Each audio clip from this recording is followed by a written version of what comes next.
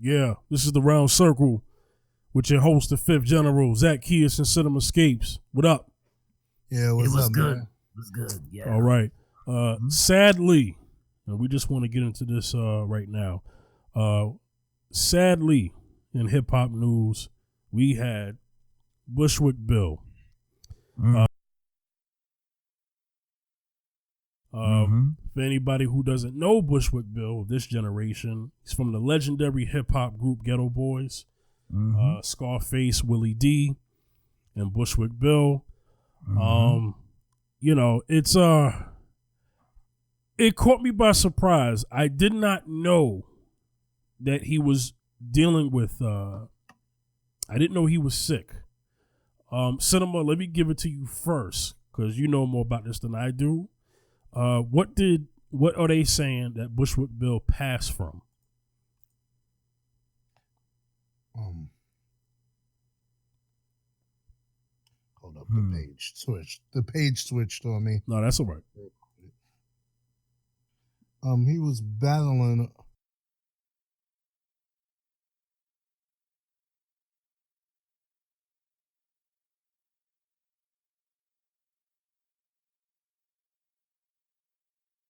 Complication. Yeah, he's been battling. Oh, for several years. Yeah, and so let me hit this NPR article real quick. Yeah. Yeah, Bushwick Bill. Generation. Yeah, golden era. But they haven't given the cause of death yet. Okay. They just know he was doing that. So, you know, that'll come out. Yeah. So, you know. Any statements from Scarface or Willie D yet? Oh, wow. Anything? I know. I heard something from Willie D. And Willie B. I think Willie D was keeping everyone posted on the status condition of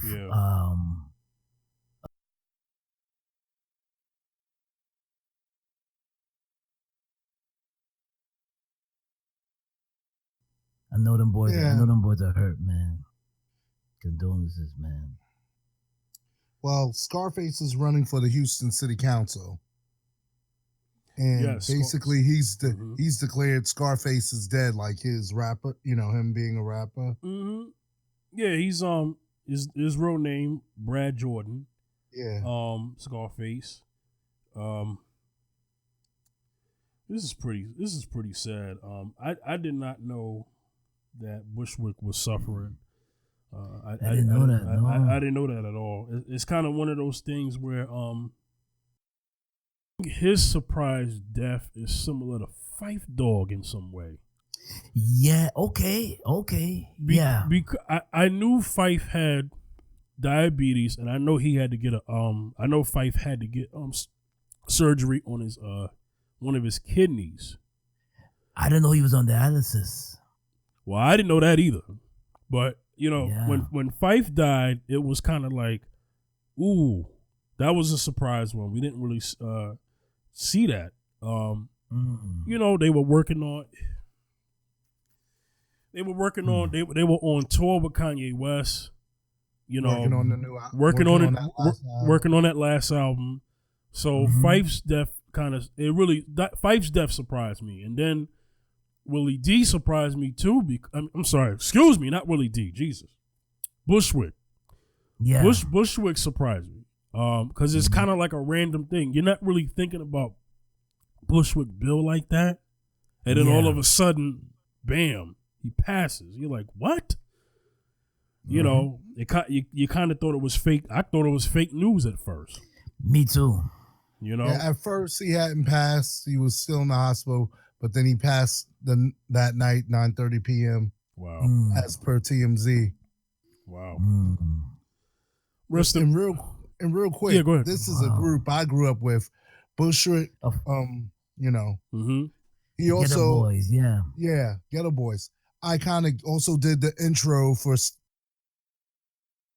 album.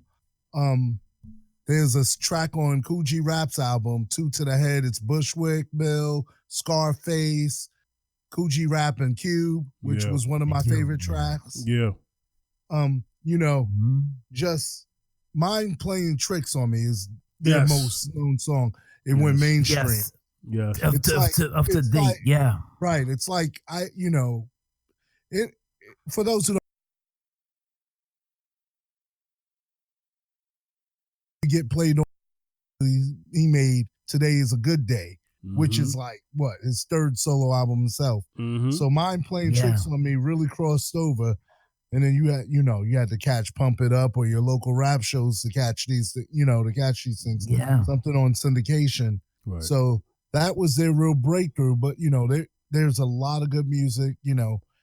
That was back in the days we be chilling, playing Sega Genesis or whatever system. And, we would, that's when you put on a whole rap album. So y'all chilling, doing whatever. And then you got an album in the background. And so, my cousins introduced me to Geto Boys. Yeah, man. We was in high school when that came out. Yeah. Exactly. Yeah, 1991. Yeah. Right up me about to graduate in a year. Right. Y'all too. Yep. Me, I was a young chillin'. So I'm only 32 years old. But I remember Geto Boys as a young kid. Right. So Geto Boys was like they used blues samples, very musical hip hop. Oh yes. Love I used to love that junk.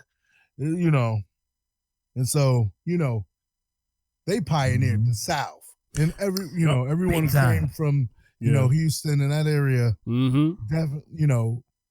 Definitely gave them their respect. They deserved it. They were one of those pioneering groups like NWA. They were not only in their region, but just hip hop as a whole. Because their influence ushered in it ushered in the evolution of hip hop. And so, you could call them the godfathers of Southern rap. Yes, you can. You can. Because and they put people on. Yep. You get, back in the days, rappers used to put people on, and then you hear this rapper, then you go, because you didn't have the internet, you had to go look for it. Oh, you hear somebody do a feature, you're going down to the record store. Okay, I'm dating myself. You pull out the catalog book, and then if it's not in the store, you got to order it. Right. You people who got Tidal and Apple Music, you're very fortunate. Yeah. We had to search, get it sent, had to wait. That's why, it was a limited supply. That's why I cut school to get Nas's album. So, well, see, hip hop media, such as our magazines, was so important. Vibe magazine, Source magazine. That's right. Word Up magazine, Jet magazine. Fresh. Pulse. Right. Can't forget about Fresh magazine either. Exactly. All of our young black media at that time that actually was black owned back then, as far as those magazines and editorials, we relied on that as our source of not only just Hollywood entertainment, but music entertainment and vibe and man. It's so get next. It's so different now, exactly. And album ratings mattered so much back then because at that time, when you were an artist, you wanted to make the best album you could as possible because your whole thing was a lot of people rely on these ratings. So I'm new, but if I get a good rating, that's going to help my success. And back then, that played a pivotal role. Right. I remember, and like I used to hang those posters up on my wall, all the hip hop, UMTV raps, and all the posters, the big posters from the magazines, Source magazines, and all that stuff, and Fresh magazine. I remember, and I said, and you used to look in the magazines and see like the mics, like the 4 mics. Yep. Source. The status of the status of the album, or the status of the album or the single. And you look at 5 mics, 4 mics. They used to do it like that back then. Those who don't know, so. Right, 5 mics from the Source. Yeah, that's a classic. Yeah, back classics. You wanted that in that era. In that era, that solidified your legacy, because in your legacy you could say, yo, the Source gave me 5 mics. You don't get no better than that. You know what I mean? Exactly. And the Source magazine, for the most part back then, was accurate about their ratings. Any rating, they never really overrated an album in the 90s. That when we started to get in the 2000s, you know, some cats was getting ratings they shouldn't have been gotten. Yeah, the 5 mics didn't mean what it meant. No, it didn't. It's like some Fire albums got 4.5 and people were mad. But that, because back then ratings wasn't just one person rating the album. Exactly. Yeah. They would average it out, and it meant something. It did. And usually it was accurate to like what, you know, everybody's palate was. The general consensus would agree and say, oh yeah, it definitely deserves this rating. In the 90s, when we started getting to the millennium era, then it would just give anybody just 5 mics or 4 mics that should have been 2. You know what I mean? Yes, I remember. Oh yeah. But you know, that's not to knock at the Source, but I'm just saying hip hop media changed once the millennium came around. You know what I'm saying? Yeah, because ownership changed. Exactly. Yeah. So, you know, even getting back to you know, the Geto Boys. Yeah. At that time, we used to, you know, we went to the underground for our music. Yeah. So somebody at my record store said, maybe you want to listen to this. Yeah. You know. Yeah. And then my cousins had it. Then I went back and we were buying it. Me and my brother, you know, like you may have heard like last season when I talked about, we were listening to stuff from everywhere. Because me and my brother were like that. If we liked it, we were going to listen to it. Yeah. We weren't into, they weren't from New York, which a lot of my friends was into. If it was fire, it was fire. It was like, you know, we had Madcap's album because the production on Madcap's Look My Dukes No Hands was ridiculous. So, you know, I'm not saying in a particular order.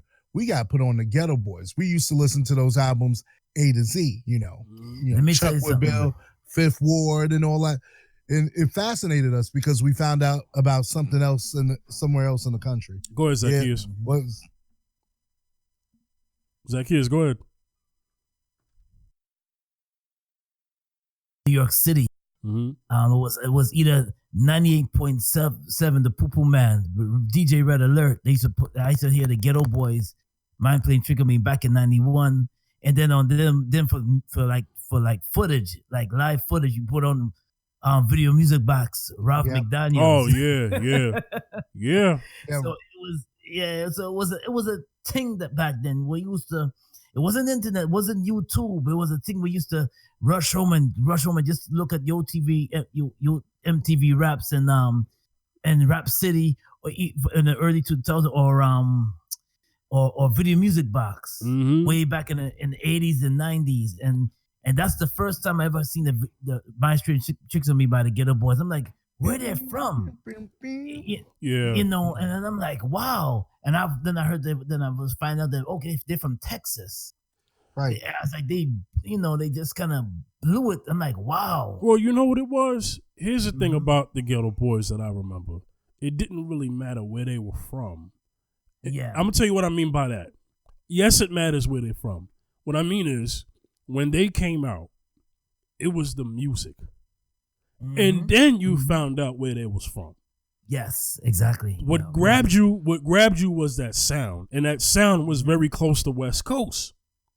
Yes. So a lot of people was like, hey, this sound like something that Cube or Dre would do, right? Yeah. Or and it had that feel, but then it still was its own thing.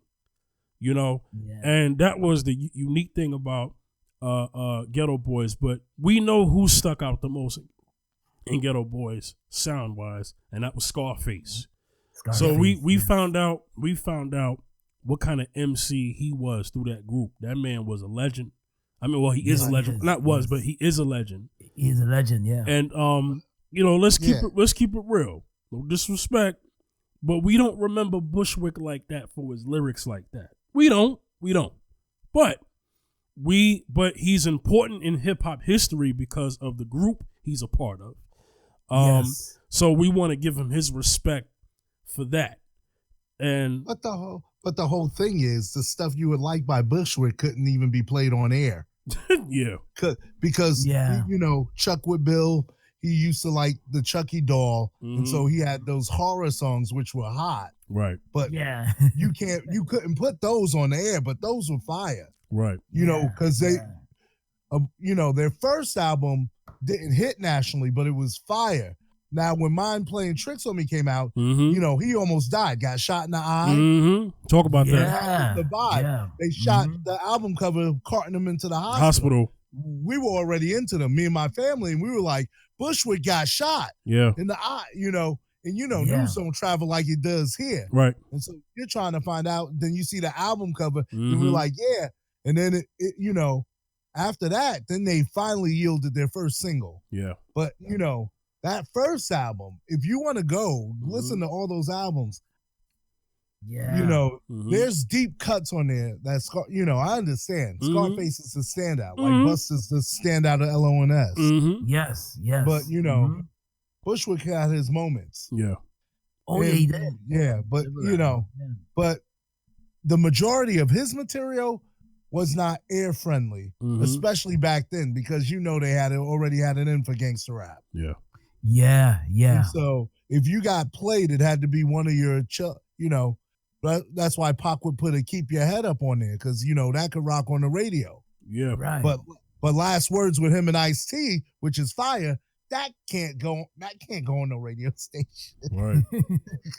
You know, same album. So that their second album, they decided to do a radio friendly single, which wasn't a compromise, but, you know, it's just, you know, Mind's Playing Tricks on Me with that nice, with that bluesy groove guitar, with that night, you know. There, you know, there was a musical balance in hip hop where you didn't have to have one particular style for a whole album. That's even now. So you would have a you know, you put on an album, you hear a vast style in the A to Z and a complete concept. Yes. Especially with groups like Geto Boys in them. Geto Boys and them, you know, the concept album, they did very well. Ice Cube did the concept album very well when he went solo. Even better than when, you know, NWA did great concept albums, but Cube, when he went solo, was ridiculous. Obviously. Oh, yes. And so, you know. America KKK, all that stuff. And so that's how, and so you have Mind Playing Tricks on Me. That's what had Cube, Scarface, Bushwick Bill, and Kool G Rap meeting on Kool G Rap and DJ Polo's album. Yeah. The one with Ill Street Blues. Yeah. Oh, I remember Ill Street Blues, yes. What is it? Two to the head or two to the head? Or two to the dome? Two to the head. This is the last track. Oh, yeah. And Scarface does the intro. Bushwick Bill, call me Chucky. Yeah. Fifth Ward. I can't say the next word, but you know, everybody came off on that song. Right. In fact, I even used that beat for a mixtape. But yeah. Yeah, so we want to definitely say rest in peace to him and God bless him and his family. God bless Scarface and Willie D. To live on without their friend, man. That's rough. It's man. Tough. I want to give my love and respect to them. Rap-A-Lot Records. You know, I just want to give my respect to shout outs to the whole city of Houston, and you know, because y'all lost a legend, part of a legendary group, man. You know what I mean? So that's rough, and we can relate to that. I mean, you know, Tribe Called Quest without Fife, Mobb Deep without Prodigy. I mean, you can't forget about ODB without Wu-Tang, right? Wu-Tang without ODB. Yeah. These are just things that it's just sad, man. You know. Yeah. So we want to get into we want to get into what's going on in NBA news. All right. By the time this episode airs, we'll probably already have a champion of this series. I don't know, unless somehow they go to Game 7. But right. As we're recording on Monday, June 11th, Raptors are up 3-2 in this series. So whatever. Game 6 is what? Thursday? Yeah. Oh, game 6 already Thursday. Yeah. Okay. Ugh. So we'll see what happens. They're going to be playing back in Golden State. So Golden State survived by a fingertip. Right. They're going Draymond Green. They got to Wednesday. Last Wednesday, yes. They're going to bring it back to Oakland, and whatever happens there. If there's a game 7 will be on a Sunday, right? Yeah. Okay. Either way, this is going to be the last game in Oracle because they're right. next year. Facts. This is the last home game. Last home game at the Oracle Arena before they go to San Francisco. So, so predictions at this point is pointless. But let's talk about the severity of KD's injury. KD returns in this game. According to news sources, he was cleared by his team doctors. He was cleared by his doctor. Hold on. Even though he was cleared, his former teammate, Kendrick Perkins, did not want KD to play because he was concerned about his career. They was talking about many players who have injured their Achilles and never been the same again. Number one, Dominique Wilkins. Number 2, Kobe. So, we had situations with this. He's young. KD is young enough but old enough. In this way, you don't want somebody like him to hurt his Achilles, but KD is a competitor.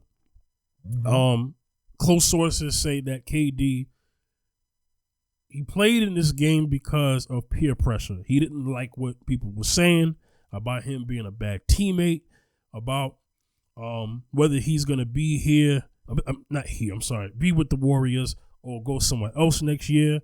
The whole thing in his back and over his shoulder with the situation, the argument that he had with Draymond Green earlier in the season, and go ahead and go, and we won without you and we'll win with you not here. A lot of stuff speculated on why he played. Not Cinema, I'm sorry. Zaccheus, I want to get your opinion. Do you think KD should have played Sunday?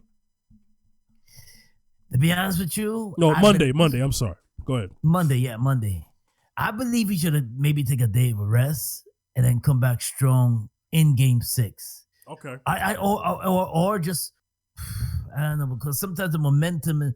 He's a dude that is pressure on him. So it's a dude that he didn't want to be out. He didn't want to miss the golden moment of playing in the playoffs and everything and having that moment. I understand. Right. I get it. Right. I get it. But hard to say, because I mean, if he plays with the injury, my question is, would it cause more injury? I mean, because he played pretty well last night until I seen that limp. Until I seen that limp, then I said, wait a minute. Oh man, don't tell me that leg is acting up again. Oh man, and I looked at him walking into the locker room and I said, man, he's on. Shoot, he might be out for the rest of the playoffs. You only have 2 more left. He might be out for 6 and 7. Who knows? For the rest of the finals. Yeah. So I said to myself, man, it doesn't look too good for KD. It didn't at that moment, at that time. It didn't look too well for him. I was just hoping that I was hoping he would play true. I thought he would tie with true, but until I seen that limp, I said, I just kind of scratched my head on that one, I said, man, I don't know. Not looking too good. And of course the doctors will say to say that you gotta take it. If you want to play for next season, you gotta sit this one out. Of course they'll say that. But knowing that your pride is in the way, knowing that he has that drive to play. I'm gonna ask you something else before I hand it to Cinema. And I'm Cinema, I'm gonna give you all the time you need. When it comes to next season, right? Let me frame it this way before I go too far. So, to me, and to all of us on this podcast, it appeared that he already had an Achilles injury, and that they said it was saying it wrong. Sorry, calf strain. Wow. But when his legs was wrapped up and iced up, it was pretty low. Now, he's a tall guy. 6'10", 6'11". Some people say he's even 7 foot. So that's a long leg. Pause. Hold on. Can I say something? Yeah, give me one. Give me one. I don't want you to lose your thought, but give me 1 second. So it looks like he already had an Achilles injury. So to me, the Warriors organization is definitely shooting themselves and kicking themselves in the foot because they feel like, wow, this could be the very thing that has this man leave. If there was any ounce of hope that he was going to stay, now he's not, because he is there some type of hidden agenda here where they're like, yo, hurry up and come back because we don't want to lose the series, as opposed to caring about his health. Now he has he has a player option in his contract. He could either stay one more year or opt out. So let me Zaccheus, I'll bring it back to you, but I don't want Cinema to lose his thought. Go ahead, Cinema. Okay. Son, he had sweats over his calf. That thing was on his sock. I just want to say that. Now, Zaccheus. So Zaccheus, do you now? So do you think that this was more of him being forced to play, and it was more selfish of the Warriors? Do you feel like he should have trusted the Warriors doctors, or should have been that he should have got a second opinion like Kawhi Leonard did last year when he was with the Spurs? He should have got an opinion, but my thing is this. Sometimes, and I'm going to say this, sometimes players want to be in it. Of course. And of course, I'm sure that there was one or two players that said, yo, I don't think you should be playing on the leg. You need to rest up for next season. You need to get that better until next season. But I'm sure KD was like, nah, I really want to be in this playoff, man. I really want to shine in this playoff game, I don't want to. I don't want to sit this one out. That could have happened. Yeah. Who knows the conversation, that could have happened. Or it could have been pressure, man. You need to be in it, man. You don't want to miss this. Come on. Yeah. Come on. We beat, we got two more. Just play it out. We got 2 more playoffs to play. So just and this whole thing. Just hold it out. Hold off. And this whole thing about, yo, what you gonna do? You just gonna sit out and let us lose, and are you trying to prove to us that we can win without you? Well, it turns out we can't, because that's what it's looking like. Yeah. Okay. So, and you gonna sign with the Knicks or the Nets next year? You gonna sign with Lakers, Clippers? All of this talk going on. So a lot of peer pressure. So a lot of peer. So Cinema, you saw the press conference. You saw it. Now people are calling it crocodile tears. Okay. All right. He's a competitor. Put it on me. Now Charles Barkley said he blames the Warriors organization because they're the ones, and along with Steve Kerr, that gave hopeful scenarios of KD coming back. So, do you agree with Charles Barkley's point that it was a bit of selfishness on the Warriors' behalf, or was it just that KD and his pride is to blame, or is anybody to blame? Because you never know how this is going to go. Okay, right. Go ahead. I'm going to start it with a question. Yep. If it was 2-2, you wouldn't have seen them. Facts. Number one, it's an elimination game. Yep. So, we could say pressure, competitor, team. We don't know those guys' relationships, so we're speculating. Yeah. So if you want to go there, this is a speculation. Right. I don't know KD. I'm not DMing like Chris Prasad claims. But I won't go there. But some of y'all know what I'm talking about. Basically, it's a combination of everything. If you think you could play, even Grant Hill and them were saying that on the post game on NBA TV. Yeah. He said, I knew and I went. Yeah. Sometimes, and that's not necessarily a pride thing. a love for the sport, a love for the game, a love for your sport, and camaraderie. Yeah, you see being a good teammate. Suffering. Yeah. Okay, number one, let's not even act like Golden State is Golden State. Mm-hmm. Clay ain't Clay because Clay has a hammy. Mm-hmm. What's his name? Iggy got a calf injury. Kevon Looney, shoulder. Kevon Looney, shoulder is messed up. Boogie can't even run like he normally runs. You can tell. He's recovering from an old injury from the early part of the season. Yeah.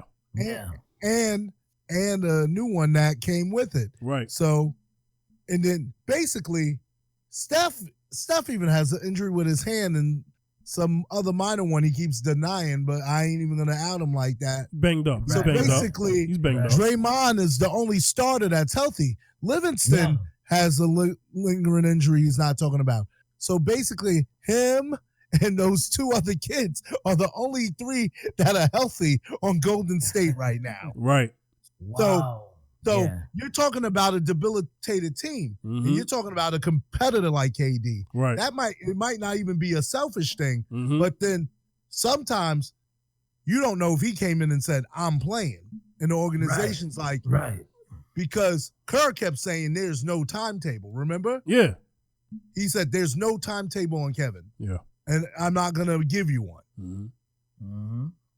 So it ain't Kerr. So did somebody? No.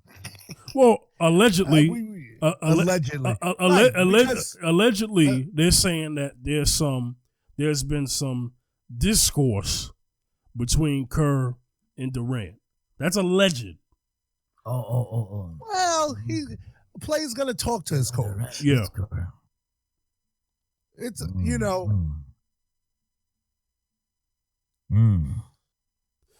Well, okay. Yeah.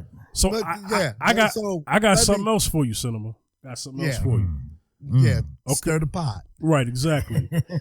So maybe this is the very thing that keeps KD with Golden State, because if he doesn't exercise his player option, he has guaranteed money coming to him next year. And he could sit out that whole year and then just be a free agent in the 2021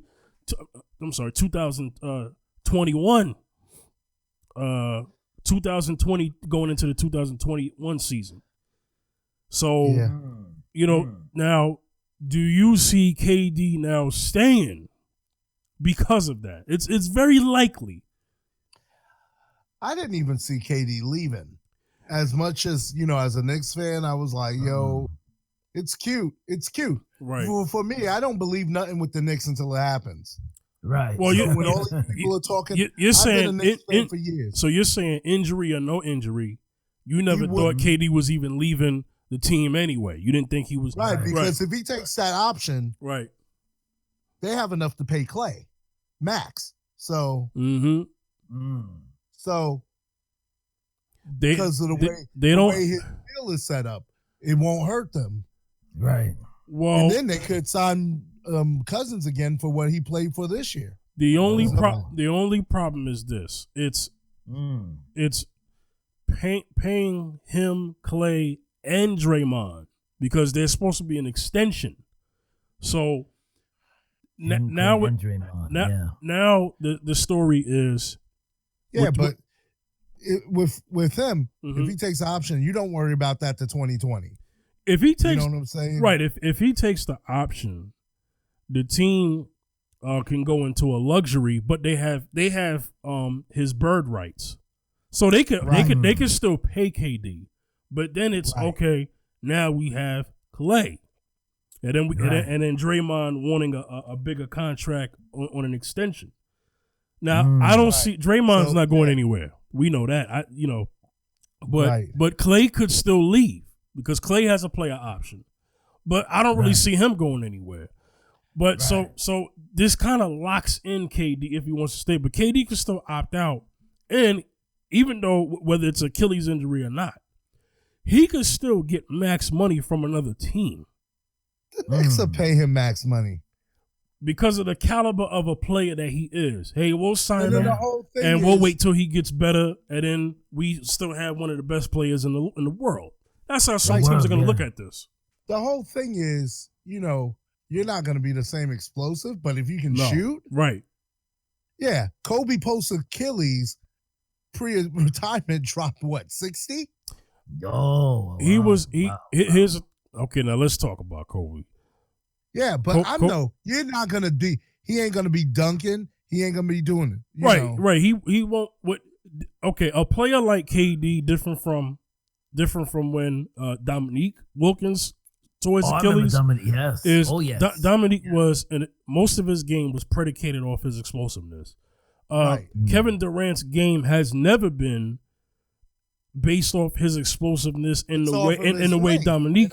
Right, his length, his height, his cutting ability, his shooting. He could play a smooth game and still score 20, 30 points. And he's tall, so he shoots over most defenders. So he could heal up better than that of Dominique Wilkins. And today's technology on nursing players is very different from when Dominique got hurt. So and that's something Grant Hill mentioned. Exactly. Because remember, Grant Hill got to come back because they made steps in medicine. Yeah, they were players. And so then if you're KD, you could go overseas and get something done that they won't even do here. That's true. Yeah. Well, Kobe did it.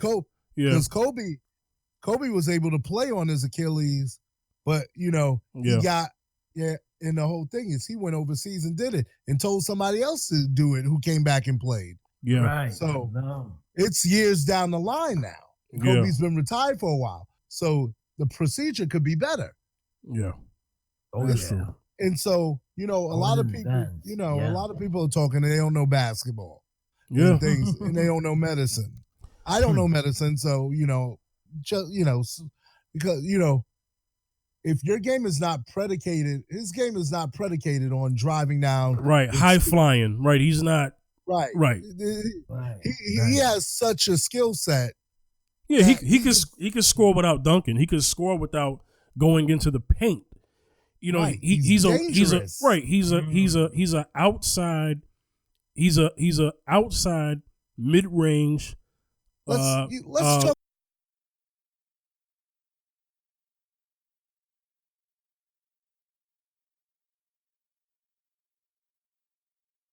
I, for one, hope for a speedy recovery. I just hope it's not as bad as what it looked on TV because it was a non-contact injury. Non-contact usually means Achilles. Because he didn't bump it. He was trying to cut to the basket. The ball, and he didn't. And the ball just came out because he dropped. And dude grabbed the ball, fast break. Right, Ibaka. Right. The defense that was played on him, Ibaka, resulted in a turnover, and he got the ball. But it was a non-contact injuries. He didn't even make any contact at all. Right, and that's what's so scary. So, all right. So we're gonna wrap this up. Zaccheus, you got anything you want to say about this? Yeah, Kevin Durant, we hope for a speedy recovery, man. And I don't know. Yeah. So we ain't gonna see him in Game 6, huh? No, that's it. He's done. He's done. He's done. He has to do an MRI and emergency surgery. So possible emergency surgery if it's a full tear. That's what they're trying to figure out, if it's a full rip, because you could have a tendon still. So they're just trying to check the severity of the tear, but he definitely can't. But that's what and Kobe went and got his just totally ripped and rebuilt. Yeah. Right. So also R.I.P. Yeah, to Bushwick Bill. Bushwick Bill. Yeah. So, yeah. R.I.P. to the brother, man. And let me just give my quick links. Yo, you can link me on Wayne Zaccheus Bacchus on Facebook. Also, you can hit me up on Twitter at Wayne Bacchus 2 on Twitter, at Wayne Bacchus 2 on Twitter. Also on Instagram, Zaccheus B73. God bless y'all. God bless. All right. Cinema, where can they get you? You can get me at Cinemascapes on Twitter, Cinemascapes Music, and Cinemascapes on Instagram. Cinemascapes Music on Facebook. and Cinemascapes on Tidal, Apple, iTunes, and everywhere digital music is sold and streamed. Definitely go support our brother. All right, you can get at me at the Fifth General on Twitter, Instagram, and Facebook. All right, so we're gonna get up out of here. This marks another episode of the Round Circle. We'll see y'all next time. All right, peace.